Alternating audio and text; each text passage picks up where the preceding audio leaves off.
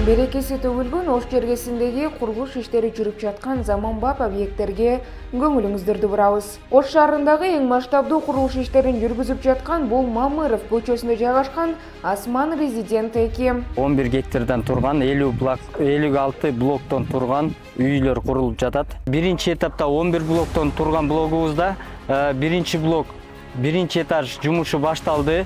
Стеналары, диафрагмалары, колонналары буюрса бетонго даяр.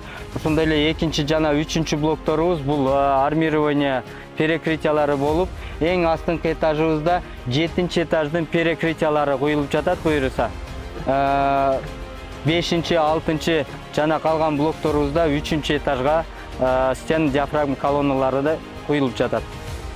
10-нчы, 11-нчи блокторубуз буюрса минус экинчинин стена диафрагмалары коюлуп жатат. 80% материалдарыбыз Россиядан келип аткан материалдар. Бул жерде бетонный заводубуздагы өзүбүз чыгарып жатабыз. Кытайдан же башка тараптан келген материалдарыбыз жок. Бул блоктордун айырмачылыгы сваяларыбыз бар.